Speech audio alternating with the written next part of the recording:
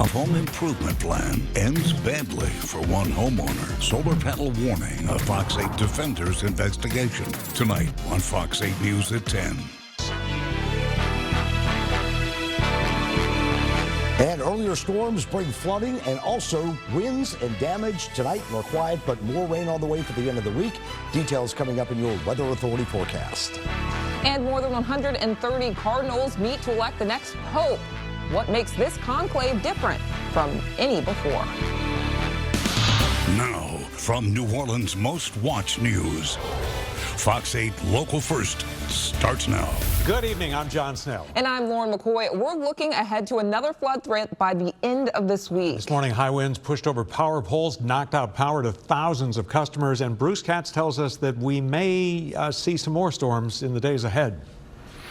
That is right, guys. We're not going to see it really tomorrow. I think tomorrow we're going to see a bit of a lull, but on Friday into Saturday, more rain begins to move in. As we take a look right now, you can see clear skies out there. It feels nice. Temperatures much cooler with the rain and also cloud cover. Right now, any rain well offshore south of Grand Isle. Inland areas, we are mostly dry at this hour. And as you can see, all in all, we had areas of rain up to 2 to 3 inches in the metro, but isolated areas up to 7 to almost 10 inches of rain. In full weather, we'll have an area-wide look at all the rain that did fall. So for now, here's what we're watching. Still this upper low continuing to hold in. Now we have a dry slot with dry air moving in for now into tomorrow, but by midday on Friday, another spoke of energy moves in and we'll bring in that rain chance once again.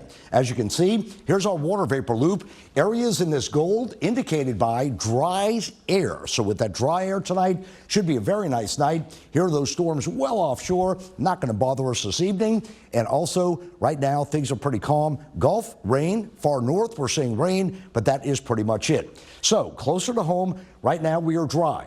Good news, all the water that fell with all the heavy rainfall, it is now drained out. Today we had some sun drying things out, which is a good thing. As we take a look at the Fox 8 forecast model, taking you through tomorrow morning, partly cloudy skies. Through the afternoon, we'll see some sun and cloud cover. Maybe a few showers. I'm going to go 30 to 40%. Weather Service going a lot higher with a flood threat. Tomorrow, I feel confident that we're going to see just spotty showers. But then, going into the early morning on Friday, we start out dry. Watch what happens by noon. Here comes another slug of moisture, and that only increases as we move into the afternoon and evening. So some of these could have some big downpours with them. And as the upper low, you can see that spin. As I put this into motion, this low is going to hang around for about a day and a half, Friday into Saturday. So right now, rain chances continue into Friday and Saturday. Finally, by Saturday night, and as we head into Mother's Day weekend, for the latter part, things do get much nicer. Right now, temperatures, they're cool, upper 60s and lower 70s. I'll be back with more on the rain threat coming in for the end of the week. And, of course, the big Mother's Day weekend, I'll detail that as well. Back to you. All right, thanks, Bruce. A major shipping company along Airline Highway in Kenner says that an early morning fire destroyed 10 18-wheeler cabs. Andres Fuentes reports on what might have sparked this.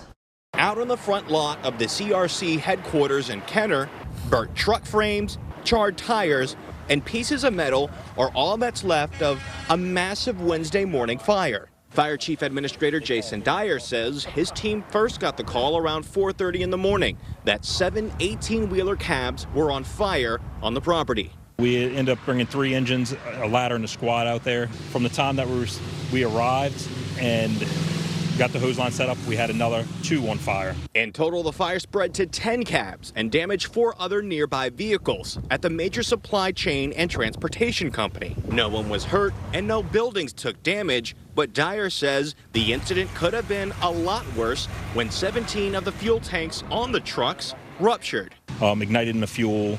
So we had to end up using foam in order to extinguish the fire. We set up some lines to make sure that fire didn't spread any further. Now, in a statement, CRC did tell us that they don't anticipate any sort of disruptions due to the fire and the damages on Wednesday, but they are cooperating with the fire department to see how this fire started in the first place. The cause is still undetermined at this time. They're still investigating it, but Mother Nature is not going to be the cause of this fire. Kenner Fire ruled out lightning as the cause, but they do say the storms did make the fire worse.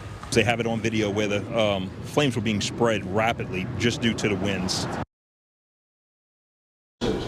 And fire officials tell me that hazmat crews were there on the scene all day long just to make sure that none of that diesel fuel was left behind in any drains or ditches.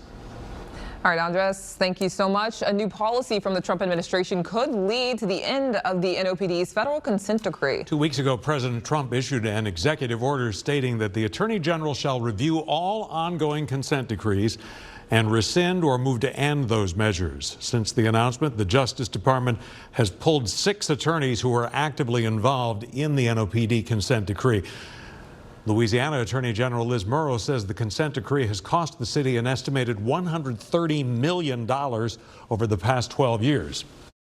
Who benefits oftentimes is the monitors, with tens of millions of dollars of contract spending on monitoring the police department. And I think that's one of the things that the Cantrell administration has made a point of, as did the Landrieu administration.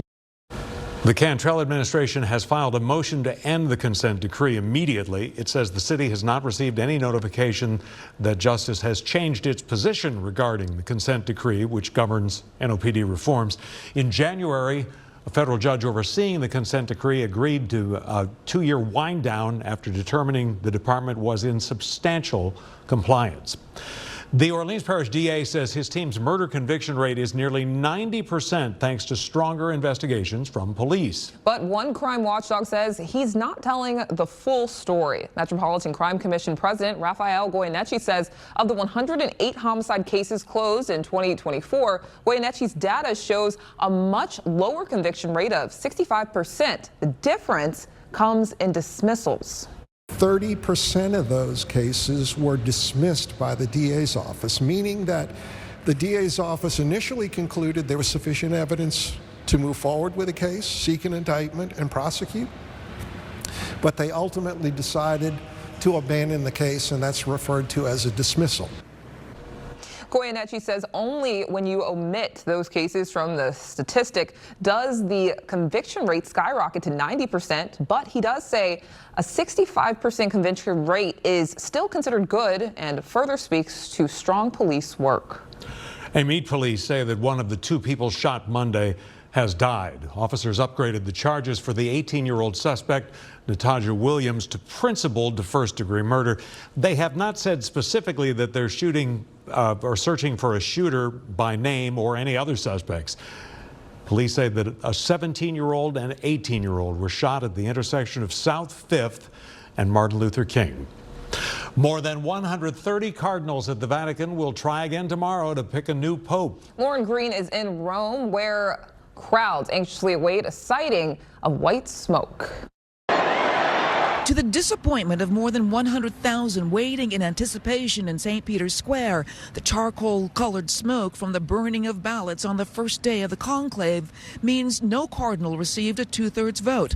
There's no new pope yet. This first ballot, some names evidently emerge, and they'll take it from here. We'll see tomorrow if someone rises, someone falls, you know. But this first round almost certainly was going to be indecisive. In a solemn procession earlier Wednesday, invoking the guidance of centuries of saints and the Holy Spirit, the 133 cardinals, the most geographically diverse group ever, entered the Sistine Chapel to elect one of their own as the 267th successor to St. Peter. Sic me Deus adiuvet. With their hand on the Bible open to the Gospels, each one swore an oath before God to cast aside human desires and choose the man after God's own heart who will lead the Roman Catholic Church. Then, extra omnes, all out, shutting the cardinals in and the world out. What are they looking for? We want a man of the church, a pope who loves the church and serves the church and Christ. It's not certain how long the conclave will last. A final word from New York's Cardinal Timothy Dolan gave few clues. Folks, I won't be able to talk to you until you see the white smoke. I look forward to doing that. Keep us in your prayers. I mean that. Dolan did say earlier that he only had 3 to 4 days of socks left, if that's an indication. But the conclave continues tomorrow with 4 votes expected, 2 in the morning and 2 in the afternoon and early evening. And that process will continue until the white smoke appears. In Rome, Lauren Green, Fox News. Loved ones are forced to relive the moment their family matriarch was killed at her New Orleans East store. An update on the deadly armed robbery investigation that took the life of a beloved community member. And a special report on the impact of extreme exposure, how really hot and very cold temperatures may benefit you and your health.